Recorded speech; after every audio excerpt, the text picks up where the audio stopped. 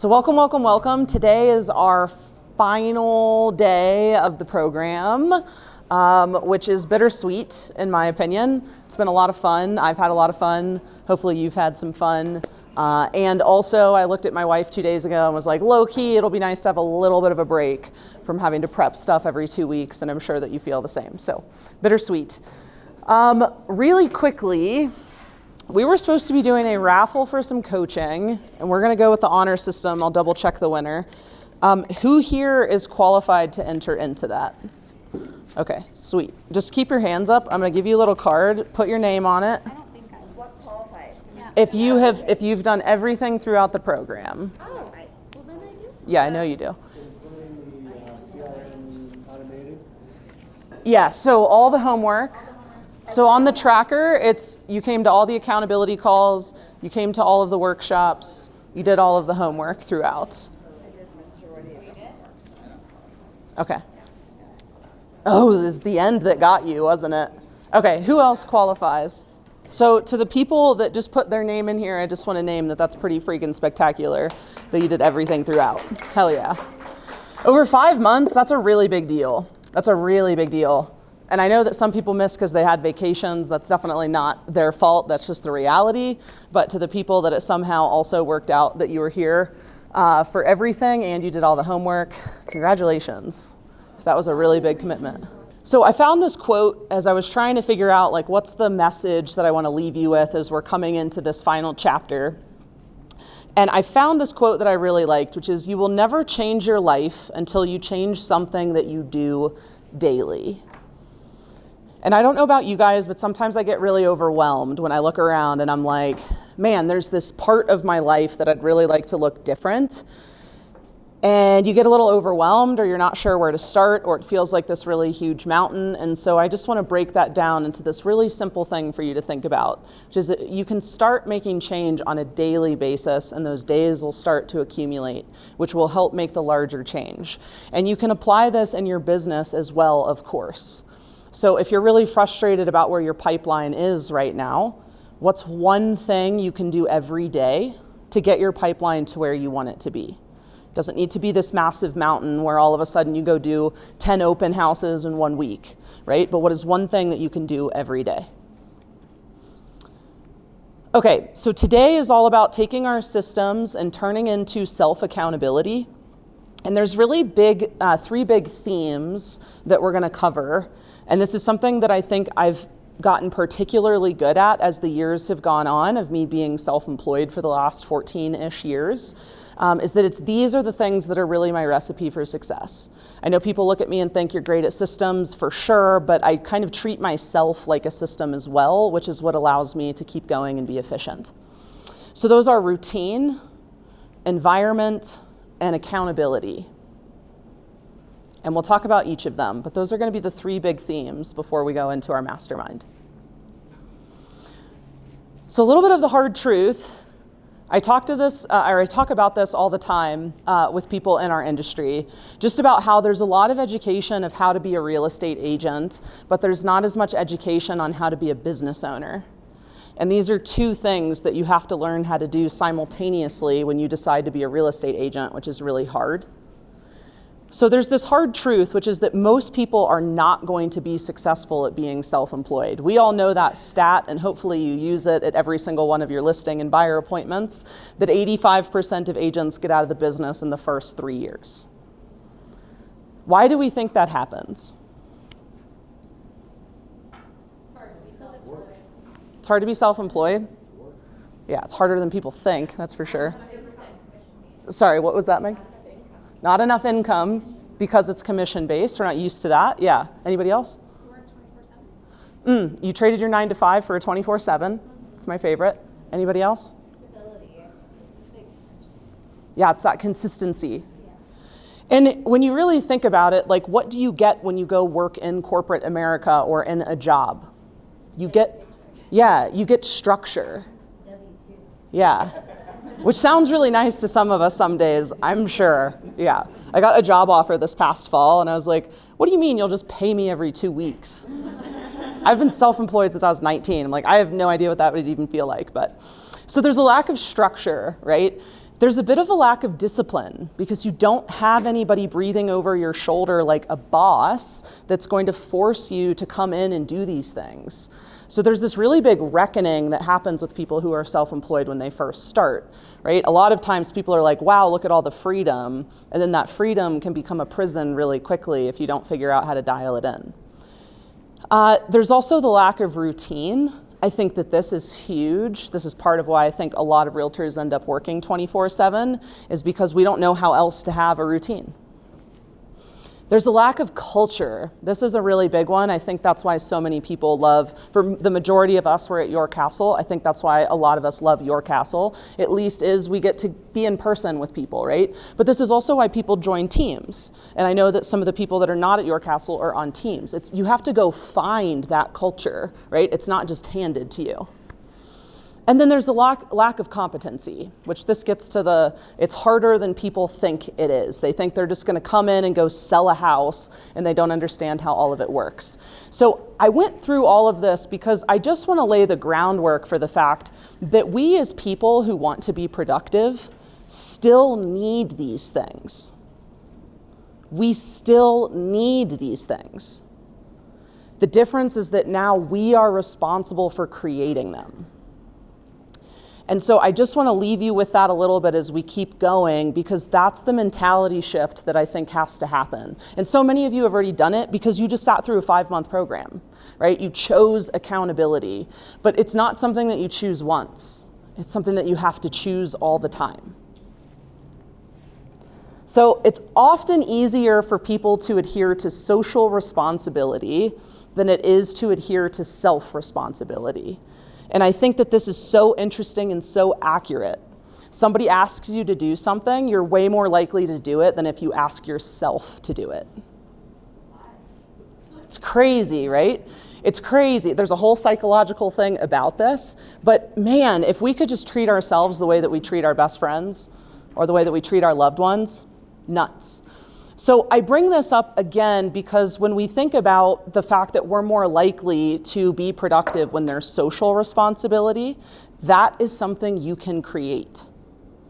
If it's easier to do, it's something you can create. You can create these systems for yourself, knowing that you're more likely to be productive if you do. Okay, so now what? So you can create these things, and there's a couple of underneath of each of these big segments, there's a few things that it creates for you that I just want to outline. So environment. Your environment can really help you with competency. Anybody that's ever heard of an agent that's been at HomeSmart or started there would probably understand this versus going somewhere like Keller Williams where you're specifically known for training, right? The culture, the environment can really determine your ability to gain skill and competency. There's also the culture. This is huge, to have culture around you. And then you can have an environment of accountability. I think this also varies by brokerage as well, also by team. The next thing is if you have routine will give you structure. Because you have structure, this will also give you discipline. And then you can create a routine of competency, which is something that I personally do. So we all have CE credits that we have to do, right, every year. And if you go to the 4 company meetings and you do your annual commission update, yay, every year there's only 2 classes you have to take. Hopefully you take that as an opportunity to actually go learn something that you need to learn in your business to create that routine for yourself, rather than just something that does not really apply to you or that's easy for you to check off. Okay. And then accountability. So this will give you discipline, this will give you routine, this will give you competency as well. So we're going to go through each, but we're going to start first with environment. And when I think about environment, there's internal environment and there's external environment. So one of the things I want to educate you on really quickly is this internal environment. Who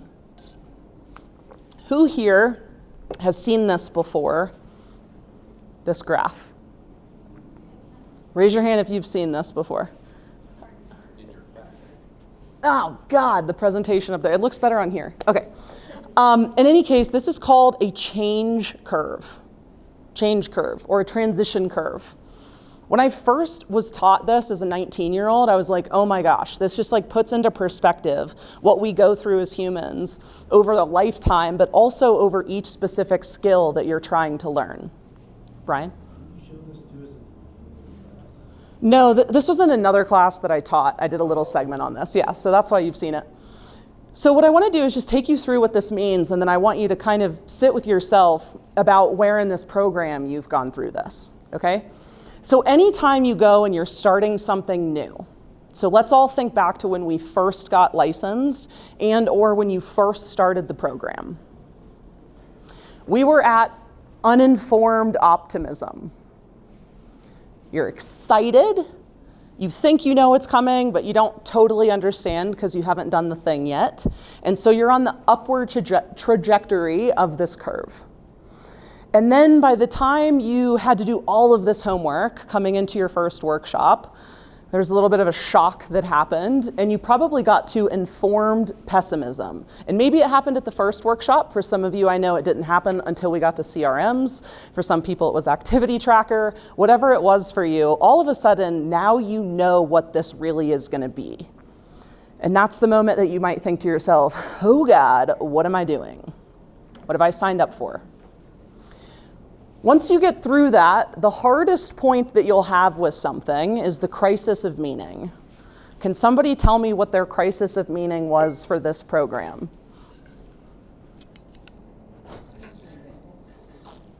Where did you feel the most stuck, frustrated, agitated? When it came to Technology? technology. Okay, Ann? CRM, just because I hadn't really picked it up or done anything with it at the time I did it through chat, and I thought it like, and I had everything else that I could do besides doing it, and I did accomplish it, and I really did. So.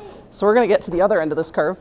So in case you could not hear her, so the CRM, right? It's a technology that if you haven't been using it a lot, you have to learn. And also if you haven't done all of the contact importing and tagging that you needed to before, that would be quite an endeavor. Did anybody else have that experience with CRM? No. Did anybody have it at a different point in the program? Tracking. Activity tracking. Still very hard, yeah. Yeah, okay, a couple yeses there. Good, okay, well great. So at this crisis of meeting, you had this moment where you had to make a decision. And this is any time you're learning a new skill. So Julie, I'm gonna pick on you for a second. You mentioned technology. I also don't love learning new technologies. I love using new technologies. I don't love having to learn it. Does anybody else feel the same? Yeah, Devin, she jumps up. It's me. Yeah, so you'll have this point where you have to make a decision of, am I gonna give up? Am I gonna abandon it? Which is this option, you can barely see this dotted line, but you crash and burn. That's one of the choices that you have. No, it's not. Or you're gonna continue riding this little curve. You're gonna get past that little low point, just a little bit. And for Anne, this might have been once she got all of her contacts in there and tagged, right? For some people, oof, okay, that was a heavy lift. Now I feel like I can do the rest. But you get just barely through that under bit, and now you head up to informed optimism. Now you know what it's about fully, and you've made it through the lowest point, and now you're feeling pretty good about being able to keep it going. Does this make sense? I hope that this helps you. I hope you take this. It's helped me so much in my life when I've had this crisis of meaning moment. I literally picture this curve, and I'm like, if I can just get through this little bit, it's all going to be fine. It's going to be fine. And I'm sure that some of us had that when we first got licensed too. Can anybody remember the moment when they were able to take a breath and be like, okay, it's gonna be fine? Anyone remembers? Yeah, can you share a little bit if anyone remembers any details? Daryl? Mine was when I was able to explain the contract for the first time. Yes. Isn't that crazy to think about now? But you're able to get through it and feel competent about it, right? Like, I can do this, I can explain. If you ask questions, I can answer them. Yeah, heck yeah. I feel like my first year, I was so incompetent, and I used to be incredibly incompetent in all areas of my life, and I was Yeah. She didn't answer the phone. And my client is asking me a question and I needed to answer it, but she's not answering my phone call. I would just go into full-blown, panic. And Yeah. then I remember when I got like, I can handle this. Like, I know the answer, or I can calmly tell them. Because I think I was worried about them seeing me as incompetent. Totally, which is So real. I had to get the answer immediately. And I was like, I will get back to you as soon as possible. I don't know that answer, but I'm going to research and get back to you. Yeah. When I was able to say that calmly, then I was like, not everything has to be at the end. Yes. They know. They're your friends the first year, right? Yeah. Nobody's Yeah. your best friends, and they know they don't have the right Yeah. best realtor. They know it. Yeah. They're like, Meg, we love you. We're going to hop along with this. Yeah. But they You're doing your choosing best. me because of maybe my competence in other areas, not in real estate. Yes. But I will argue that they did trust you to figure it out. And there is something there that's really, really important. So thanks for explaining that experience, because I think we probably all went through that as agents. I know I went through that as an agent, where I was just like, oh my God, I'm helping people make the largest financial decision of their lives, and I don't know what the hell I'm doing. This is terrifying. It's terrifying for them. It's terrifying for me. It's scary for everybody. But we got through it, right? And now you're on the informed optimism. So take a picture of this if you can even see it. Otherwise, I can send it to you, but it's a change or transition curve. And what I want to think about for today is how can we stay on the curve? So how can we not crash and burn? And then start to move through things a little bit quicker. Because we're always doing this in life. And we're always doing this with different skills that you're learning. It's not just to your real estate journey, right? It'll be learning a new technology. You'll ride this entire wave. How can we get through it a little bit quicker so that life is a little bit smoother? Practice, yeah, that's a good one. Yeah, and awareness, I think, is really key. Okay, so how can you improve your internal environment? I talk about this in other classes. I know it's supposed to be about real estate, but guess what? We're business owners, and because we're business owners, how we function as people affects our livelihood. So a few things. Number one is your body. You can take really good care of your body. This means your diet. I don't know about you guys, but I'm definitely in a more clear headspace when I'm eating well, rather than when I'm on the go trying to shove whatever into my mouth that makes sense because it's on the way. Exercise. I feel like in the US, we believe exercise is about weight loss. It is not. It's about mental clarity. It's about circulation. It's about digestion. It's about all of the systems in your body that need movement. Because I kind of believe like our internal environment, actually our system kind of rides that curve too. We need to keep things moving so that things don't get stuck. Sleep. I struggle with this one. I definitely struggle with this one. But we know that we need it. We know that we need good sleep. Go to the doctor. Drink water, especially here. I am perpetually dehydrated. It doesn't matter how much water I drink, always dehydrated. And then self-care. Right? So maybe that's getting a massage, it's getting your hair done, your nail, whatever the thing is for you that feels like taking care of your body and self-care. You also have your mind, which is really important. So a couple things that you could do is be learning new stuff all the time. That keeps you sharp, motivated, activated, interested. Meditate. I suck at meditation. I try so hard. It's really hard, but I can always tell a difference with my mental clarity when I've been meditating every day, even if it's for 3 minutes. Therapy. I talk about this all the time. I'm a huge proponent of therapy. My degree is actually in psychology. I've been going to therapy for 10 years. I will never stop going to therapy. We're all broken people. Go to therapy. It's okay. It's not taboo. Go get help. Go talk to people. It's nice to have somebody on your side, by the way. It's nice to hear you're right sometimes. Journal. This is a really big one. My poor wife has to listen to me externally process different things that go on throughout the day, and our couples therapist recommended that I should journal more. So I do, so that I'm not having to say things all the time. But what's really cool about journaling is I have a business journal and I have a personal journal. And I love, when I go do my goal setting every year at that retreat, I take my business journal from that year And I look at all the different ideas that I had and notes that I took and different things I highlighted that felt really important. And it's really good reminders for me of, oh yeah, there's that thing that I really want to do.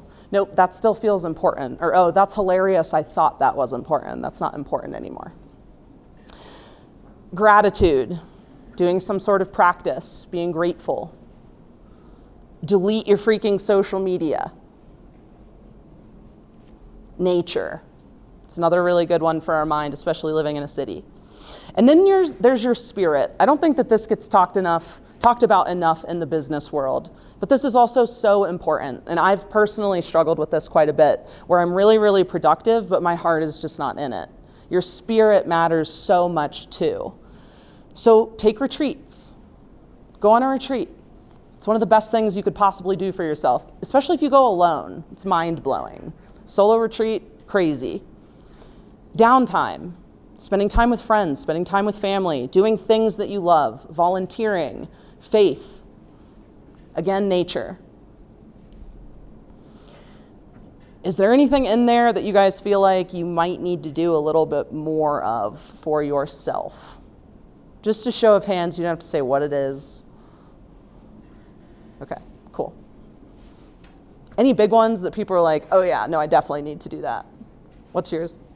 The time by myself and downtime, because I don't have any. Downtime. Yeah, I'm confident that that's going to be one for a lot of you. Did somebody else have their hand raised? I like the idea of the solo retreat. I love it. I love solo travel. I love traveling with my wife as well, for sure. She gives me the side eye. This is something that I had done before we met, though. This is something I do every year for myself. I go on a trip alone. Yeah. Anybody else? One more, and then we'll move on. Sleep. God. Yeah. And you're a night owl, too. I'm a night owl also. It's a nightmare. God. My mind will just wake up at 5:15, and there's no chance I can go back to bed. I just lay there in agony for an hour. Like, oh, I wish I could, but I can't. Yeah, it's a big deal. Okay, so that's our internal environment. External environment, I know a couple of you have done this in a class with me before, so you're welcome to do it again. But pull out a piece of paper really quickly.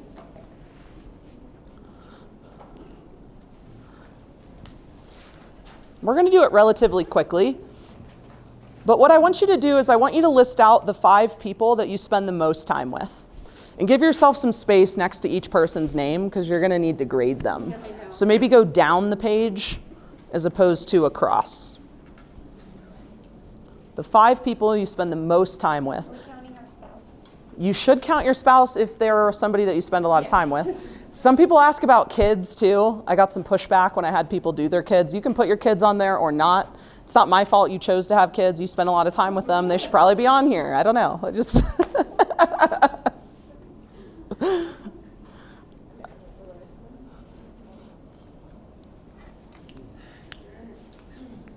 And then whenever you're done listing them out, just look up, because I'm going to have you do some grading.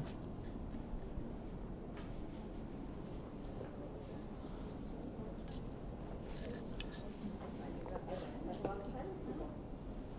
So it's my kid, and my best friend. I don't have a lot of people to write down. Yeah. Yeah. You're probably your team lead, right? Or Okay, somebody. I think Yeah, it's okay. the team on it. Yeah. My therapist is always on the list. I spend a lot of time with her. It's expensive, but. Okay, so we've got our 5. Okay, so going across the top, I'm just going to have you put a couple categories. It's these 4. So put in like an income column, habits, success, attitude.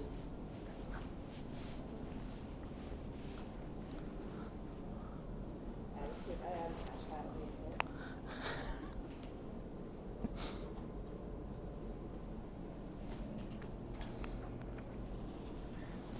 Okay. For income, you're going to put a number. You're just going to guess however much their income is. If you have kids, I know you have to wrestle with the fact, is it 0 or is it negative? Because you're paying for them. I don't know. You decide. You decide how you want to do it. But guess the income of the people you're spending time with. Those 5 people.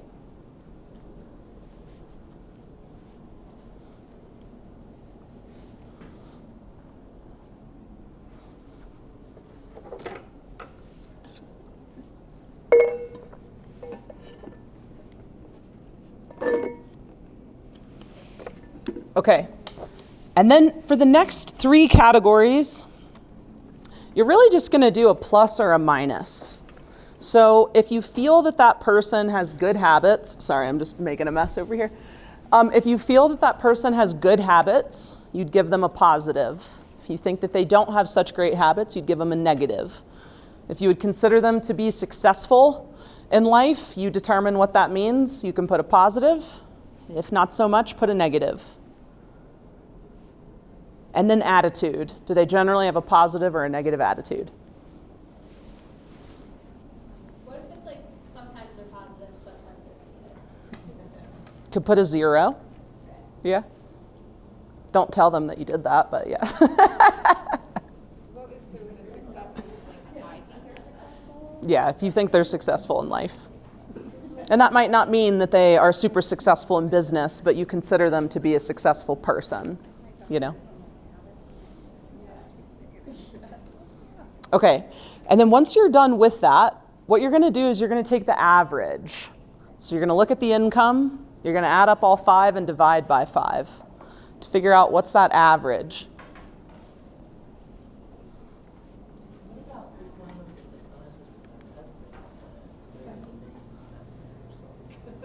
Wait, sorry, so if one of them gets bonuses? Bonuses from her husband. The bank of the husband? Yeah, I mean, well, what's her income? I don't know. If it's like, okay, yeah, I don't know, she has 60 grand a year to spend or something, I would just guess. Yeah. We're adding everybody up and then dividing. Yes, so add them all up. So if you have 5 incomes, we're trying to figure out the average. So you'd add up those 5 and then divide by 5, and that's the average. You're gonna do the same thing with the other 3 categories, but it's a little different. It's a plus-minus system, right? So if you've got 3 pluses and 2 minuses, so those 2 cancel each other out, so you're still overall a positive. I have my mom in there who like probably doesn't have much money, but again, If you spend a lot of time with her, it's relevant. average should become an average for me. So, If she's one of your top 5, it's relevant. It really is relevant for what we're doing. Julie? so under success, right? And like Yes. 0, 0. I mean, I think that it's. Yep. And then. So you're a positive overall because you got 3 pluses and Okay. 2 zeros. Okay.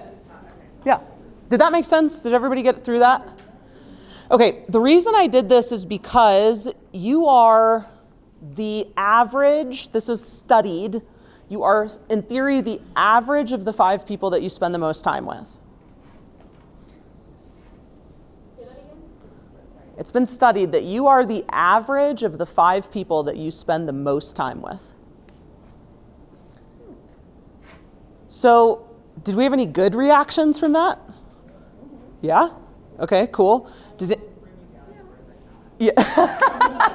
It's an average, that's the good news. If you have one sucking energy, one adding energy, it balances. Did we have any not so great results? A little bit of an awareness of, oof, okay, maybe I need to reevaluate things. So from the last time I took this To now, with you, yeah. to now, it is different. It increased? It's It- more positive? Well, yeah, because there was one person that I kind of had to put some elbow space in between. Yeah. So it's, So this is important. So what Devin just said is she came to one of my classes last year and did this exercise, and now her results are higher because there was somebody in her life that she needed to create more space with. And now her average is higher. Do you overall feel a little bit better? yeah, there was so much negative energy. I was like, Yeah. okay, now I see what that person is doing to my life. Yeah. So this isn't like a perfect mathematical formula, right? But it's really, really interesting for you to do this. This is something that you could do as part of your annual retreat with yourself too, just to do a bit of a check-in of, are you surrounding yourself with the people that are moving you in the direction that you want to go? And it doesn't mean you have to cut people out.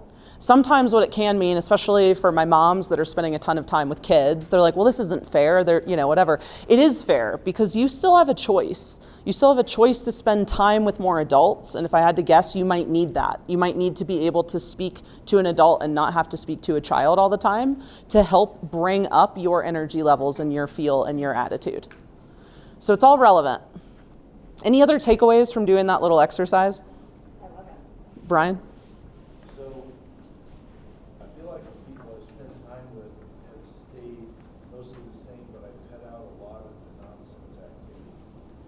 some of them just like together and cut up, and there's nothing productive. It's funny, there's all nothing productive about it. Yeah. So the time I've spent with people has Changed, Like, yes. they know each other.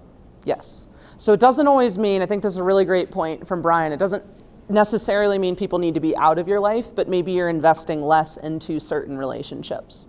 This is, sorry, go ahead, Stacey. Even trying to manage the time that you're moving. This has helped me a lot. Yeah. The mentee who's Hawaiian, she talks about Hawaii all the time. I feel it's time for the business hat. You know, Yeah, set that Hawaiian aside. is Hawaiian. We're sharing and listening to them. Yeah. Party all the time. And you're like, you have to stop and do business for a while. Yeah. And when we do this, I just want to caution you, don't just look at the don't just look at the people on your sheet, because we can't control them. Look at your part in that. So for me, one of the things that we had to do is my wife and I stopped drinking. And so that really started to change the way that we spent time with people. And it's been so much for the better. Now when somebody wants to get together, because I also try to avoid caffeine, I don't really want to just go to a coffee shop. I'll ask if we can go for a walk. It changes the way that you spend time with people. So just think about that a little bit too. Okay, so that was internal environment. Really important, a lot of good stuff there. Then there's also the external environment. I just want to mention that we are like plants. Does anybody here have plants? And we have to repot them, right? Can somebody tell me why we have to repot plants? So that, sorry, Daryl? Yeah, the roots get bound. They need a bigger pot. They need more space. They need new nutrients in the soil because they've sucked all of it out. We're the same. So if you're just chilling in the same pot over and over and over and over again, slowly over time you'll get sick, you'll stop growing. So I'd ask yourself, is it time for a different pot? For some new soil? For some more light, perhaps? Like literally go outside more? Some more water? Not just this water, but other things that feed your soul?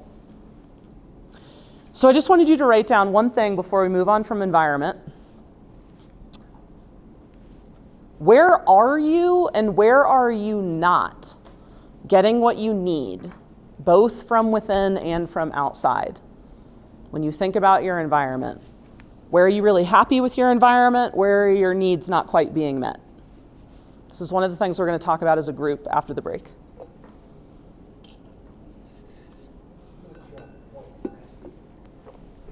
Not sure I'm quite grasping that way. So of everything that we just covered, from the people that you spend time with to the way that you treat your body, mind, soul. Yeah. I get all the body, mind, soul, how you feed, what you're doing. Prior, that was kind of eye-opening on that little graph. Yeah. That was one of those ones that makes you go, huh. The transition curve. No, it's the graph, the 5 feet. Oh, okay, yeah. That was interesting. But then seeing this and going, maybe not exactly what I had hoped. How does this fit into that thing? Does this mean I need to find something a bit more external to help bolster this up, or balance? You mean the pot part or this question? That question. This question. So what I would be doing is I'd be looking at from the frame of what am I really happy with? Which relationships am I happy with? I'm happy with my spouse. I'm really happy with my kids. I need some more friend time. That's where my cup's not being filled right now. Or I need some more professional time, or I need more time with my family. I'm spending way too much time in business. So where are the things working in your external and internal environment, and where are they not? Good? Is this what you guys thought you'd be getting today? No.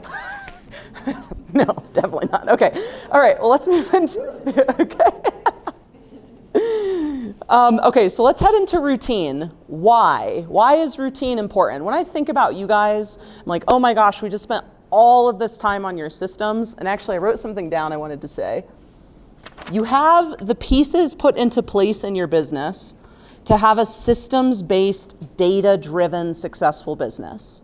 You just put all of those pieces into place. But that is not what's going to make or keep you successful. That was a lot of work that could go out the window. It's what you're going to do with all of this and how. And so when I think about this, I really think about routine. How can you create some rhythm and some structure in your business and in your life so that you can maintain this momentum? How can you maintain the momentum? Momentum is easy. Starting, stopping, starting is really hard. I got science-y on you for a second because I couldn't help myself.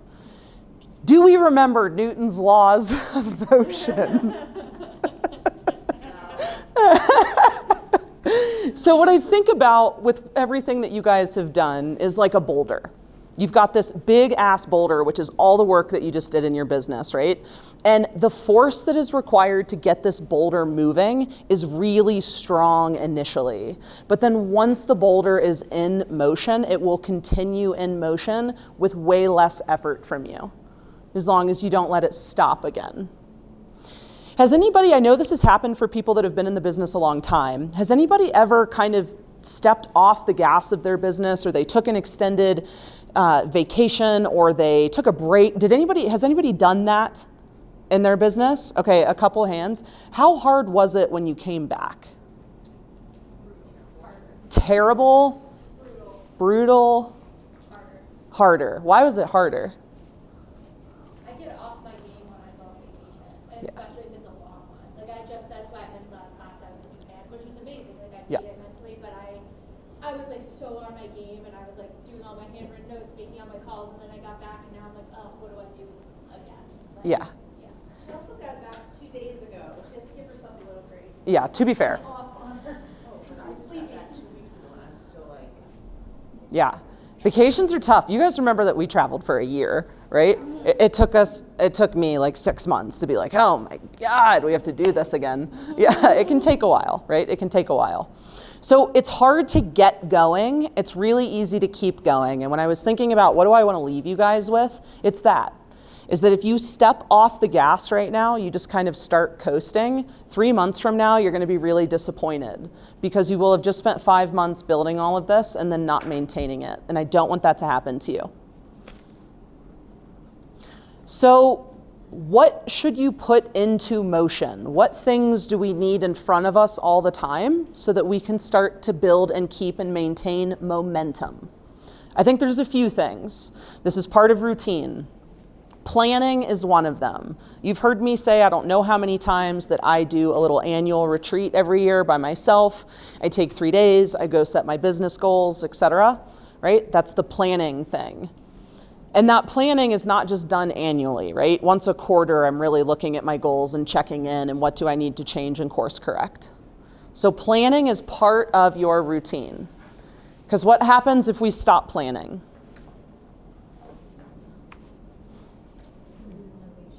We just have no direction anymore. And then you end up a little bit lost. Kind of like, what am I doing? Where am I going? Because you didn't have a plan. Reflection is another part of your routine. This is something we really talked about with the activity tracker, of every Sunday having this in your calendar to update your activity tracker and to look at it and stay on top of it. This is to help you reflect on what's working and what's not working. Execution. This is our go time. This is the time during the week that we're actually doing those activities that you put on your tracker. Growth. I think this gets missed by a lot of people. This should be part of your routine. For me, this is having a business coach that I meet with every 2 to 3 weeks. This is having a therapist that I meet with every 2 weeks. It's having a couples therapist that we meet with at least once or every other month. It's going to different classes. It's taking on programs like this. It's pushing myself to grow all the time. This is part of my routine, is staying in that growth mode so that you don't get sucked in and bogged down by what you're doing every day. And then there's maintenance, right? Having some time to go back and fine tune. The thing that's coming to mind for me is the CRM. Having some time to go back and fine tune your drip campaigns after they've been running for a little while. You need maintenance time as part of your routine. Okay, so we're just gonna talk really quickly, daily, weekly, monthly, etc. Is everybody doing okay? Because it's a little warm in here today, I feel like. Yeah? Okay. I always sweat when I speak, but I'm like, this is a little extra. Okay, so daily routine. So I have a few recommendations for you as to how to start to create this with yourself. So the first is that you have some sort of personal routine. On the next slide, we're going to talk about the Miracle Morning because it's something that I do. I think it's amazing. Take it if you want, leave it if you don't. But you should have some sort of personal routine for yourself. And I've heard so many different ways that people do this. Again, I'll share mine, but I've even heard something as simple as I wake up, I go to the bathroom, I let the dog out, I drink a cup of water, and I go outside. Doesn't matter the temperature, I just go outside for 10 minutes. Something as simple as that it tells your brain and your body it's a new day, and we're gonna ease into it. We're not just gonna jump off the cliff. And then create a day list. So you guys will have your calendar. That's great. It's also nice to have a little bit of a to-do list on your phone or on a piece of paper of what are the most important things I need to get done today. What's your day list? During the day, my advice is something we've talked about. Schedule things at the right time. Right? If you're most productive in the morning, hardest things in the morning, the things you're most resistant to. And then the end of your day equally is important. Make sure that day list is finished. Get caught up on your emails, your texts, your phone calls. Check in on your calendar, move anything ahead that you didn't get to. And then prep for the next day. Right? Anytime I have a crazy day the next day, I always try to take 5 to 10 minutes at night. I make my smoothie for the next morning. I lay out my outfit. I get my bag and anything together that I need to remember. Because my mind is definitely not as sharp and as accurate in the morning as it is at night. Questions on daily routine? Who feels like they've got this down pretty well? Yeah? Do you want to share like 1 or 2 keys that works really well for you? Brent, I want to go to you first. Coffee, then it's quiet time, first thing. Then after about 30 minutes of enjoying the coffee, quiet time, just going through, in that quiet time, it's prayer, it's praise for things for the good things that are happening. Yeah. It's manifestation on what's to come, thankfulness. It's a variety of things in that. Yeah. Then it's the gym. Cool. Love it. So coffee, some quiet time where he's got some things that he's accomplishing and doing, some reflection, and then exercise. Great. Anybody else feels like they're doing their day? There were a few hands that came up. Yeah, Wendy? Share with the class. So I wake up and let the dog out, feed the dog, feed the cats, and basically just go into my office and get into like a quiet space because my house is very chaotic, and do my daily affirmations. Yeah. And then start my process. I'm a list person. Yeah. So I literally write a list every morning of everything I need to get done. I go back through the day before and look at that list and transfer anything over and then start prioritizing. Yeah, cool.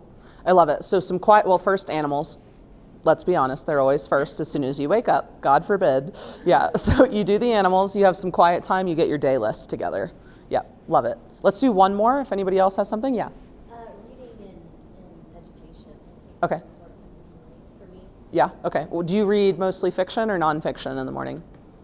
In the morning, it's all about self-help and growth and Nonfiction. Okay. Yeah, cool. I'm the same. Nonfiction in the morning, fiction at night. Okay, so the Miracle Morning, really quickly, has anybody not read this book? Just raise your hand if you've not read it. Okay. Have you read the 5 a.m. Club? Yeah. It's a little extreme for me. Although, again, 5:15, my mind's like, it's time. Today's the day. So I read this book a few years ago. I still do this routine. Last year, I calculated, and it was like 97% of days in the year or something like that, I did my Miracle Morning, and it makes just such a huge difference. So highly recommend. They have one for realtors as well. Meg, did you say you read that one? Was that, somebody in here told me they read the one for real estate agents. I have it on my audiobook. Okay. I don't know. I like the original because I just am a person, not just a real estate agent. Read whichever version you want. Very easy to get through. They have it on audiobook. But there's a format, basically, that Hal talks to you about and has science behind it. And a lot of it is stuff that Brent just talked about, so it's things that make sense. So we've got this SAVERS here, and what it stands for is S is silence. So that's when I try to meditate. Sometimes it's just literally being quiet and trying to savor the fact that you get another day at life. The next is affirmations. So for me personally, I printed out a list of affirmations that's broken up by category. So I get anxiety in the mornings, so I'll wake up and say, okay, I'm feeling really anxious because I'm gonna lead a program today, right? So I'll go down to the leadership category. And then there's an affirmation that I can repeat to myself to help me with that thing that I'm struggling with that day. Or if you had a tough time with a friend or a family member you're worried about, they have affirmations in all those categories that you can just say these things to yourself. What's really important with that, just one thing that I've learned, is that whenever you're saying this thing to yourself, you're visualizing it too, which is the visualizations. It's when you put the picture to the words that I think it really starts to change something in you. And then there's exercise.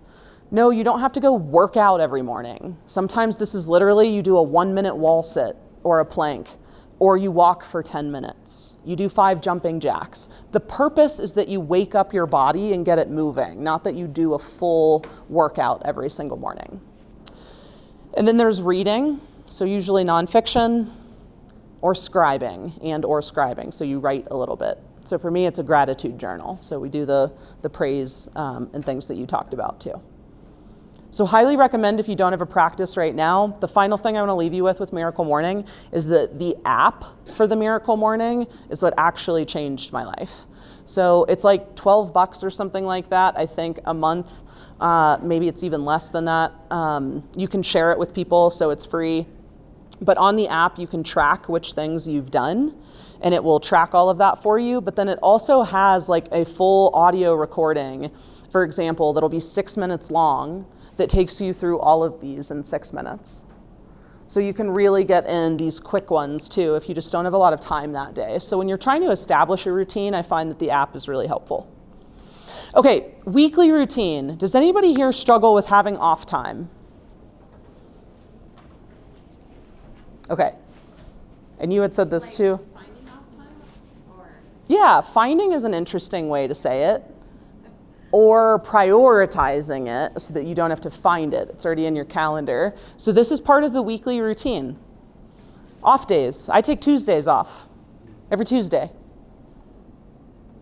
That's my off day. And I usually end up with a half a day on Sundays or one other time during the week.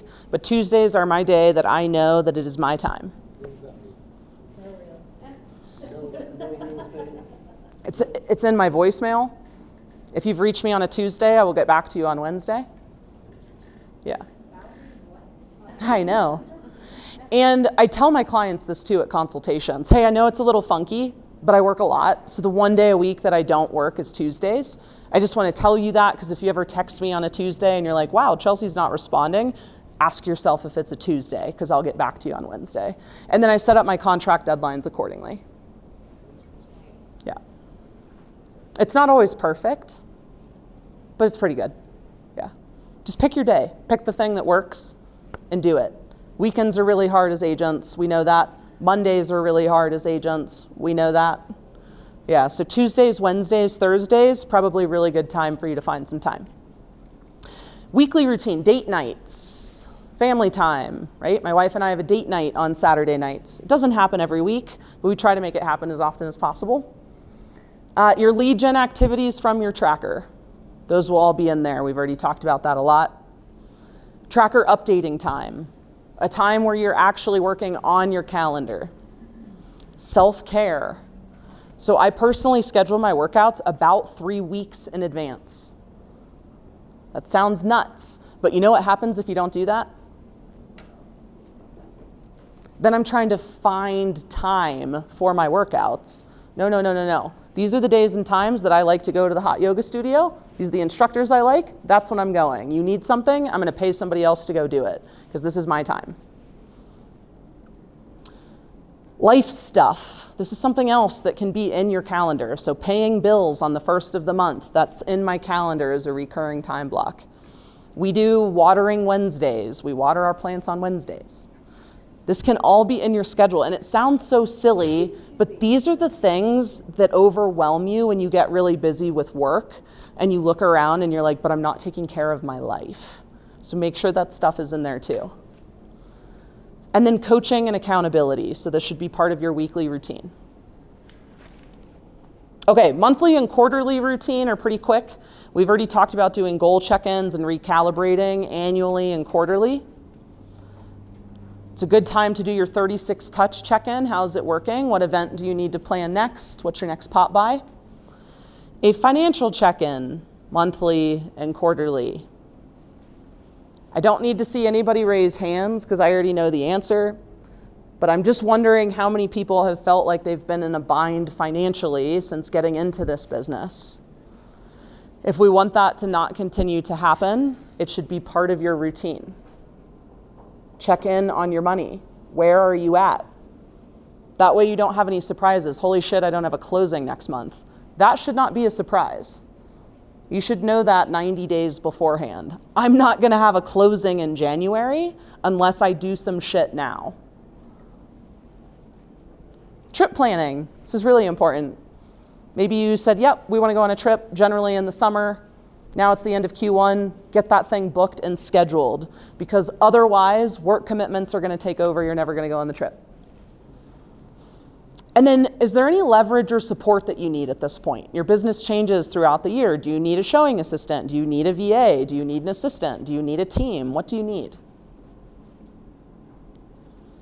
And then annual, the big one. Luckily, we did a lot of this together this year, but you'll have a goal-setting retreat is my recommendation. It could be a staycation. You even just go to a hotel for 2 days or something in town, a family, friend's house, whatever it is. You're going to look at all the data.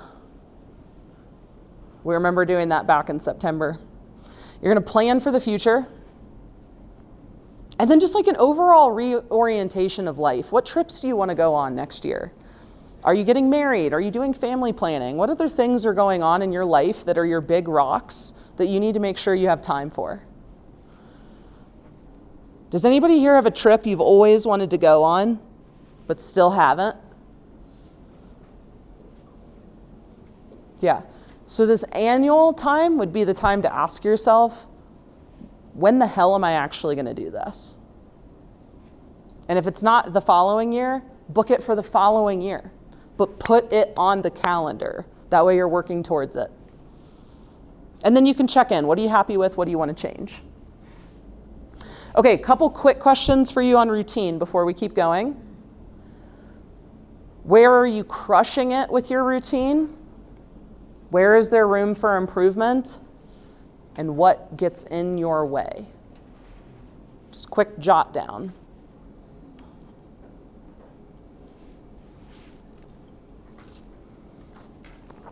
And we'll take a break in about 5. I know it's stuffy, I need some air. Everybody's sleepy.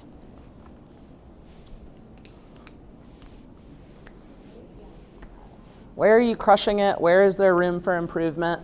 And what gets in the way?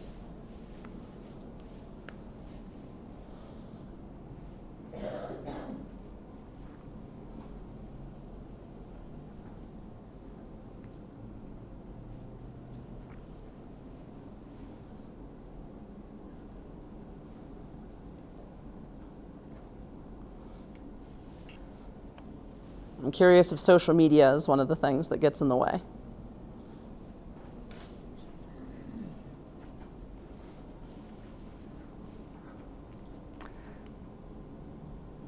All right, as you finish up your thoughts, we're going to head into the final little section, just 2 slides here, we'll take our break, which is accountability.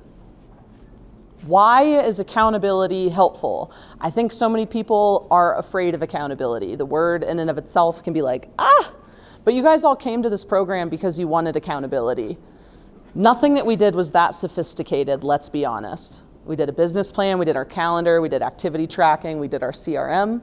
These are likely all things that you knew that you needed to do. Maybe the activity tracker was an exception. But you signed up because you wanted accountability, so you see some value in it. So why is accountability helpful? It can increase your competency because it can force you to learn, right? It can increase your discipline, which is a huge one for people. It can actually drive results because you're measuring them. It will help you make better decisions. I think this is really important and something people underestimate. When you have a really good accountability partner, this is somebody that you can talk to and get advice from in different perspectives. So you will make better decisions. For me personally, that's mostly what I want accountability for. It's not to tell me what to go do. I'm very self-motivated, but what I need is a sounding board. So there's different ways to get it, but that's a huge one that I think people underestimate. It gives you motivation and support. That motivation might be positive, rah-rah, or it might motivate you out of fear. I don't know, whatever works for you, but it could be either. And then we talked a little bit about this earlier, that it will increase your responsibility because there's this social dynamic. There's a social responsibility to something else or someone else, and so it will make you more productive. Okay, so how to do accountability, and right after the break, I'm gonna give you just a couple of options and then we'll do our facilitation. But how to do accountability. So there's a lot of ways to do accountability very wrong. So here's the way to do it right. Find things that you can and will actually commit to. My wife and I were talking earlier about how I got asked to be on a board. It's not realistic for me. I'd love to do it. I'd love to do this thing. It's not realistic. I know that about myself. It's just not going to be priority for me right now. So being really realistic with yourself before you sign up for something. Are you going to 100% commit? You feel pressured enough to show up, but not to shut down. It's finding the right amount of pressure. So a lot of people will hire personal trainers, not because they don't know how to work out, because they literally need somebody to make sure they get their ass to the gym, right? It's the right amount of pressure. This happens with different workout plans at gyms too. Like it's a use it or lose it situation with credits for certain gyms, and you don't want to lose the $14 if you miss a class, so you go. That kind of thing. So this is because of time and money. Something that's going to really push you forward. So it's got to be aligned, right? Really aligned for where you're heading, and then serious about that. So a lot of like kind of culture clubs is what I would call them, that you can go find yourself in, but maybe it's not really moving you forward. It has the growth pace that you want. So it's really relevant. It's not going to be too slow. It might not be so fast that you shut down. Really good accountability, there is input and feedback. It should be a two-way street. If you're not getting feedback, it's not helping you that much. And then here's another really good one. It's being led by people that you want to be like in some capacity.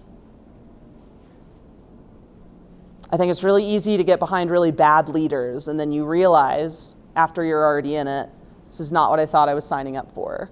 So be really conscious of that. The people that you are in business with, how you want to be. They're how you want to be like.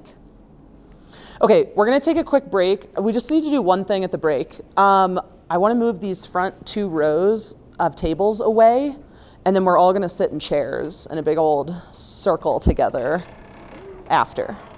Here on the board, but some of the things I'd recommend, I'm going to go through them really quick. There's mentorship, there's accountability calls, there's one-on-one coaching, there's group coaching, which is what this program was. There's trainings and courses, there's teams, there's books, there's activity trackers, and then there's accountability buddies as well. And sorry, this is behind you.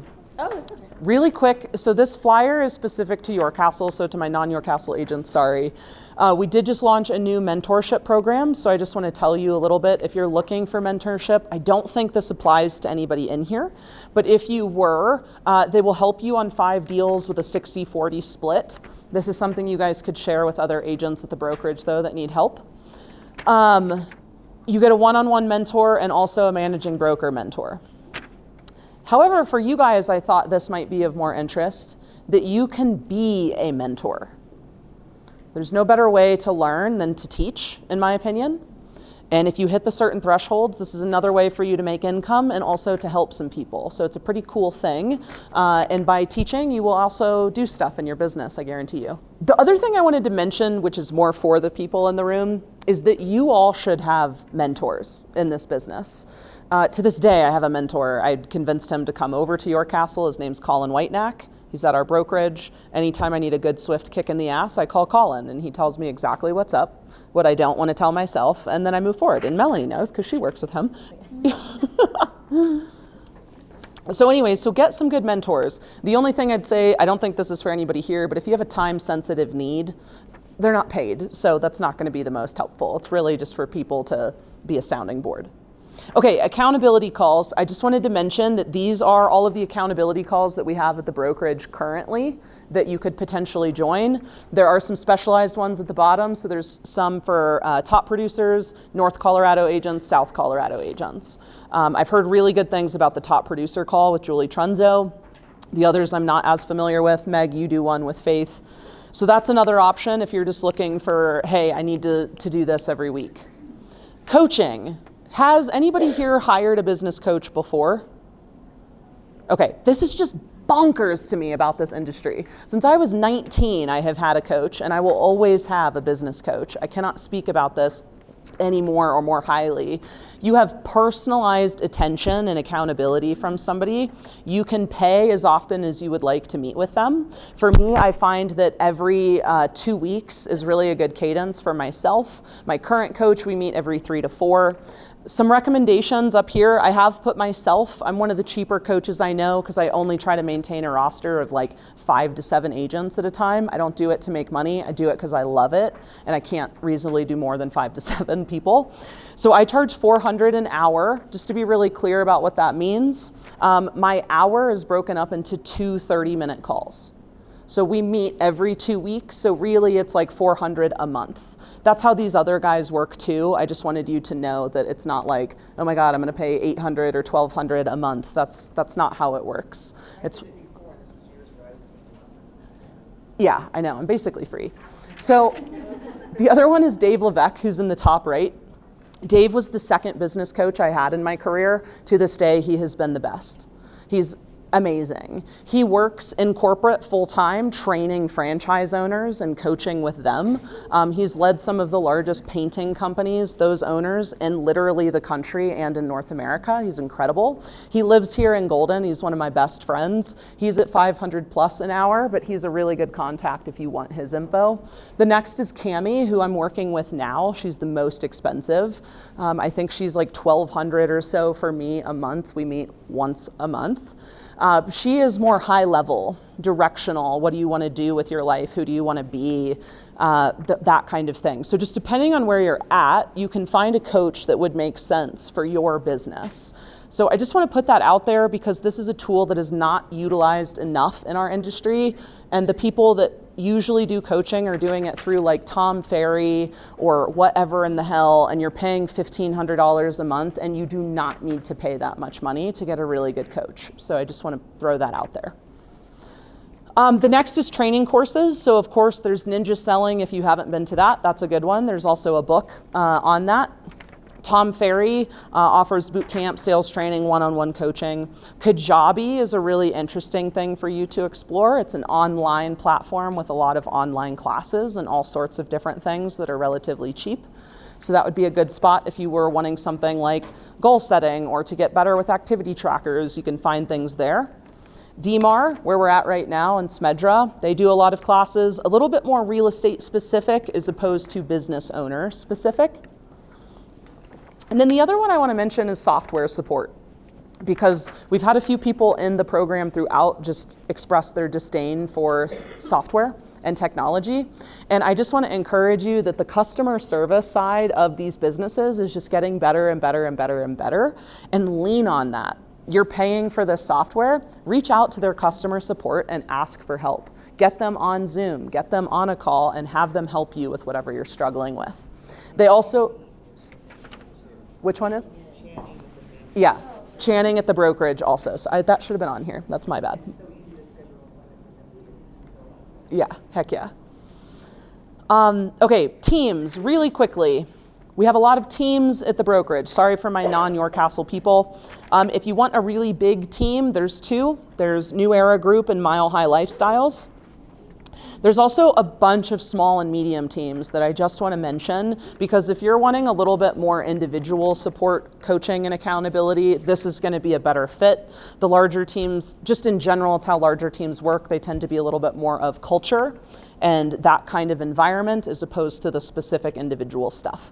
So a few at our brokerage, we've got Tony Garrity, who's got 4 people, Ben Bowe's got 4, Kyla, who just started her women's team that has 7, Laura Rodriguez, newer to the brokerage, has 7, Mark has 5, Chad has 5, Juan has 4, I have myself and Becca, and then there's a bunch of others. So this would be another thing for you to just kind of scope out, look at, think about, does this make sense for you and your business? Like I know for me personally, when I was running my team, we would meet individually. They'd get individual coaching every single Monday. Then we would also do a training every single Thursday. And then once a month, we did a 2-hour specific to a skill, like foundations, for example, training. So it was very high intensity training, and that worked because I was taking on newer agents.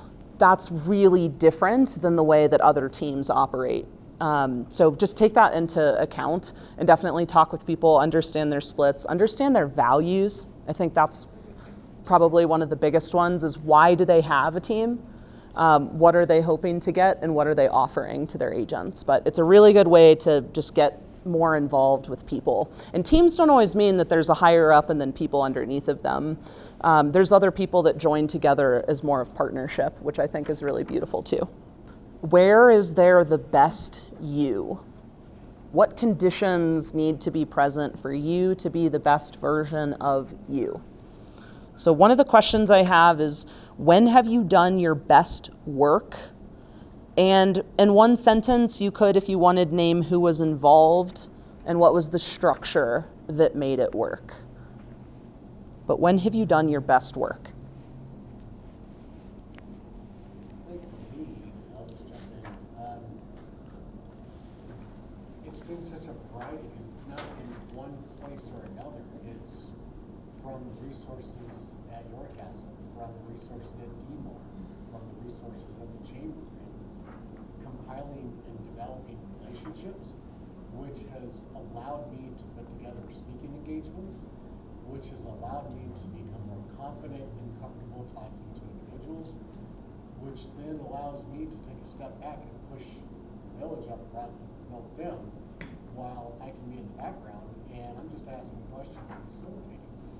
But it's that confidence that it all gives when it comes together. That's, for me, I think, is what all this is, an accumulation has done for me. Yeah, it's been these building blocks. Yeah. Yeah. Anybody else? I feel most confident when I have a lot going on, when I'm working on a project, when I am servicing a client, when I'm under contract, when and I find that, or I have found in the past, I don't know if you're last year, but in the previous year, I felt more on top of it when I was dealing with 5 clients at a time than I do when I don't have any clients. Yeah. Yeah, there's a lot of yeses over here. Other people really agree with that? Yeah, it's momentum, right? It's momentum. I think it's just about being fluid, even more so than that. You know what I mean? Yeah. Like just staying in the game and just, yeah, I think whenever we have a minute to when I have time in between clients like I am right now, it's just kind of, it's hard to stay motivated. I just like the fluidity. It can be one client, it can be several, I never like having more than 3 clients on my own. I'm not on a team, and I can deliver 100% service, but 3 is perfect, Yeah. if I was to have that many at a time. No. Yeah. Okay, so we've heard fluidity. I'm going to say momentum with you, building blocks. What else? When else have you done your best work? I think mentoring has helped me. Mm-hmm. Not having a system in place. It's helping with confidence. Like, I know what I'm doing. I know what I'm talking about. Because if I have to teach it to you, I better know what I'm doing. I'll do an open house and I'm in 10 and I thought, how did you know that?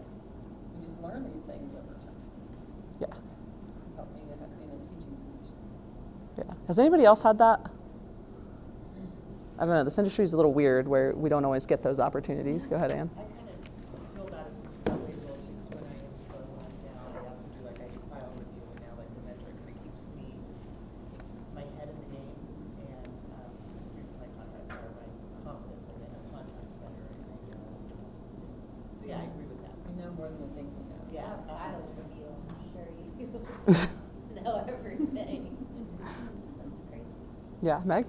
I think knowing the seasonality, Mm. I think you can get really in your head in terms of like that December, January, February time. You're like, oh my God, I'm not gonna have any fun. You know, you can kind of think that way. And I just keep thinking, no, this is the time for me to work in my business. And I worked for 3 years at a full-time job and doing real estate full-time, building up. And I would like, I'm so good when I'm on it, you know, when I'm busy. And it's just same as when I took more credits in college, right? It's like when you're focused, when you have too much free time. Yeah. I think that's where you crash or you get in your own head. And so I found that like, no, this is the seasonality of it. And I'm going to be really grateful. Like I didn't take a big vacation this January, February because I've had business. Mm-hmm. And I'm like, I'm going to just be so grateful for when it comes and when it doesn't come. You know, I'm going to take my time for my business instead of looking at it as freak out mode.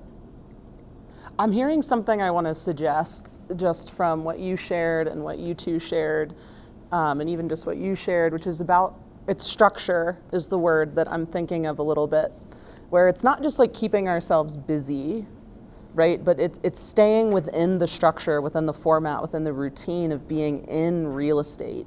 And whether you're mentoring people or you're actively working on transactions, that's the common thread I'm taking away at least. Yeah.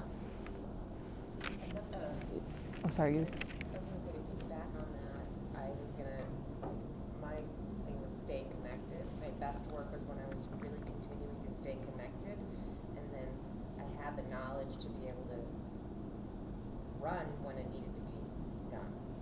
Does that make sense? Could you elaborate on stay connected, what you mean by that? Like staying connected with what is going on in the market, staying connected with other agents, you know, what's happening with particular clients, staying connected with clients.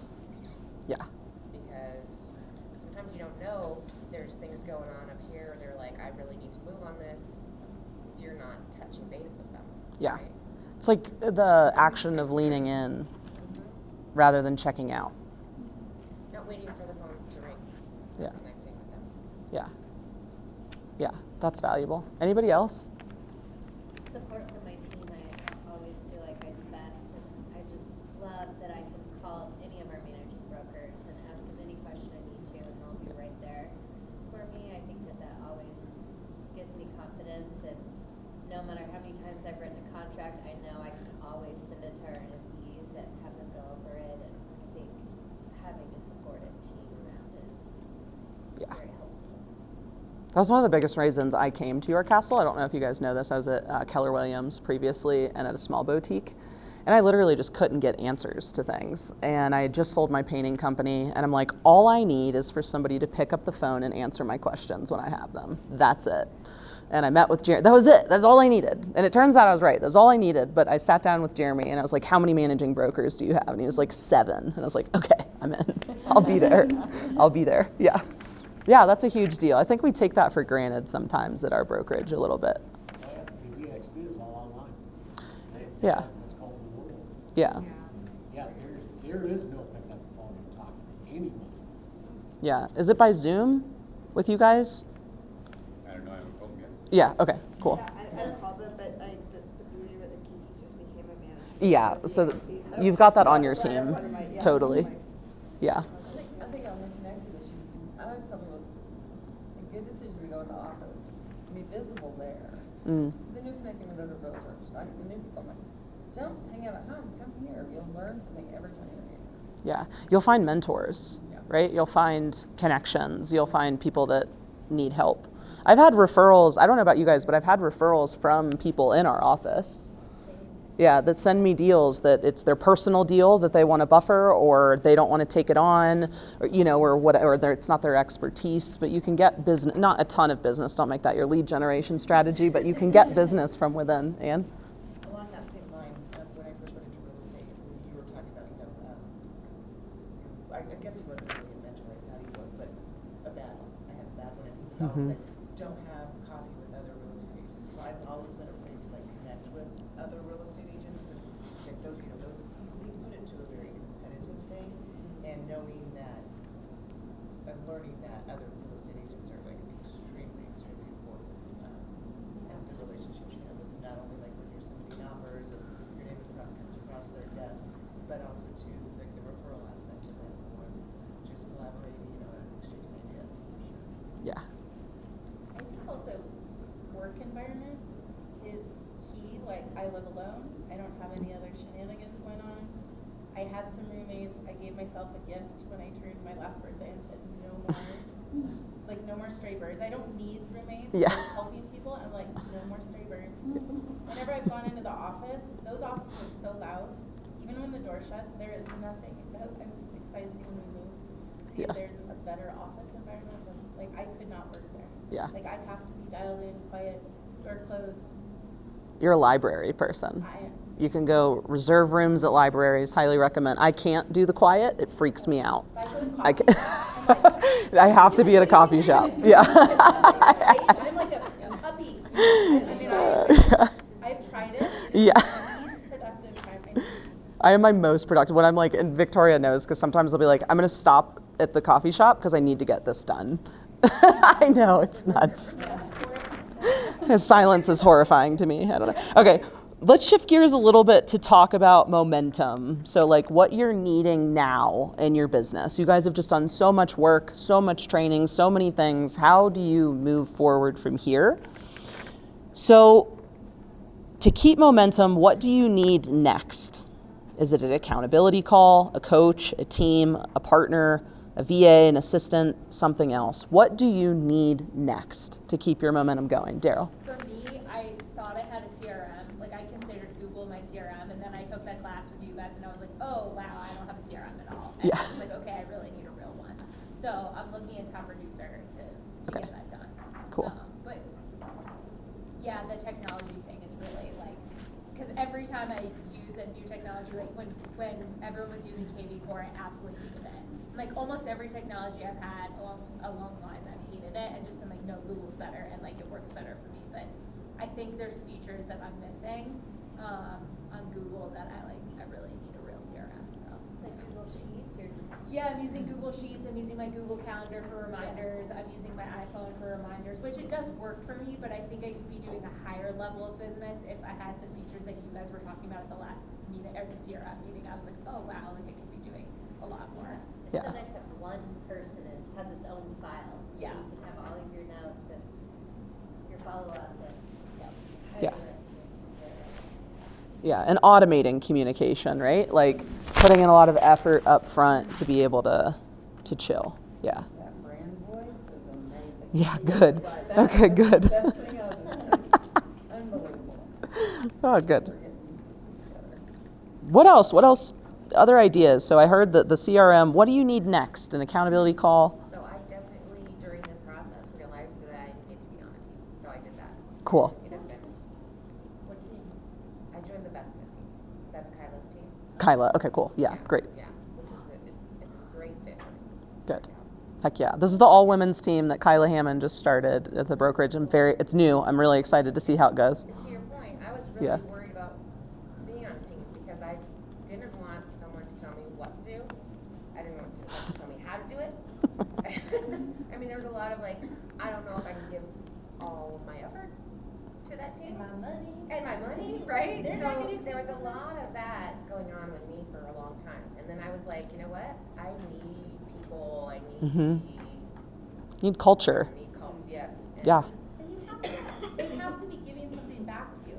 Not all No. teams do that. No. And if that's not working for you, find a different team. Yeah. Yes. Do you know what I mean? Or Yeah. I was on a team for 5 years. I stepped away. I'm starting my second year alone. But I have a good foundation from all of that to be able to do it. But I have an accountability call I text with my teammates, I have a, I have an assistant, I have a TC, like, I do need coworkers. Yeah. Do you know what I mean? And if you're, Yeah. it can be really isolating if you haven't, if you're not going in or making friends in this community, you're gonna be really isolated, I think. I want to piggyback off both of those things really quickly and with what you said earlier. Let's like throw the concept of real estate team out of our minds really quickly. When you think about the word just team, like what does that mean? Like what are some words that come up? Support, encouragement, partnership, accountability. Yeah, and you're like in it with people, right? So I just want to encourage you of another option that's always on the table is for you to go create that. I gave you examples of teams that exist. You can literally just go find some agents you want to be in business with and say, let's be a fucking team. Let's do that. I just want to throw that out there because we have this idea in our minds and it's so silly because that's what we see so traditionally and is this model, but you can actually just go work with people you like and really trust. And I know I've seen some like besties forming over here and it's been so awesome, but I just want to say like you make the rules. So I just want to empower you a little bit that if you're like, I don't really want to be on a team, but like maybe there's 2 people that I like that I would love to be in business with, go have a conversation. Or you can do events together. Yes. When I was on a team, we had Yeah. a lot better event than I could have done by myself. Yes. 3 of us, Yeah. economy of scale, putting our money and our efforts together. You can cost share. It's amazing. Like just even that. Yeah. Awesome. Yeah, like when I had my team, we did that. My wife is a photographer, as you know, and we would do like a content day. So she would rent a studio and we'd have her for a few hours and the cost to each of us was so low that it was like, holy shit, to get her level of quality was amazing. Sorry, love, can you speak up?